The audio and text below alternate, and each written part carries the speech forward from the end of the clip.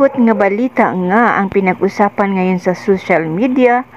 Ito nga matapos ipaalam ng pamilya at mga kaibigan ng batikang news anchor na si Mike Enriquez na namaalam na ito sa edad na 71.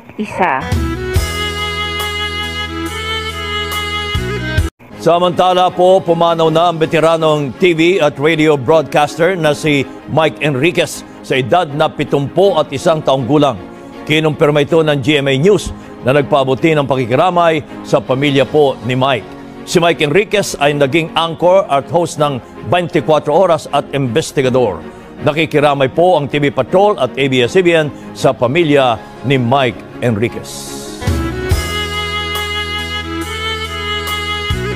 Malungkot pong ibinabalita ng GMA Network ang pagpanaw ng aming minamahal na kapuso at kaibigan, si Mike Enriquez. Siya po ay 71 taong gulang.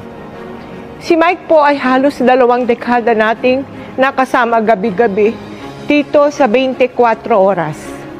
Mahigit 20 taon din siyang naging host ng public affairs program na investigador. Si Mike po ay nagsilbing presidente ng RGMA Network Incorporated at naging senior vice president and consultant for radio operations ng GMA. Siya rin po ang host ng Super Balita sa umaga at saksi sa Double B, sa Super Radio DZBB.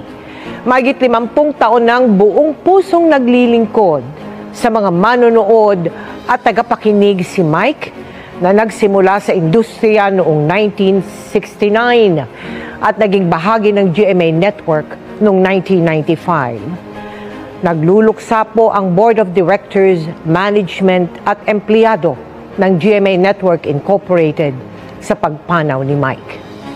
Ayon sa GMA Network, ang kanyang dedikasyon sa industriya ay magsisilbing inspirasyon sa lahat.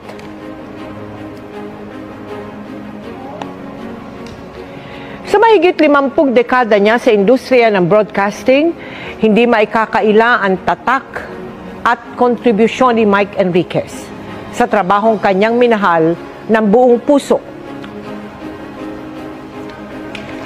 Siya po ang kasama natin sa pagtutok sa malalaking balita at sa pagiging saksi sa kasaysayan. Ang aming kaibigan, kapuso at kasamahan, minahal at inabangan din ng milyong-milyong mga Pilipino.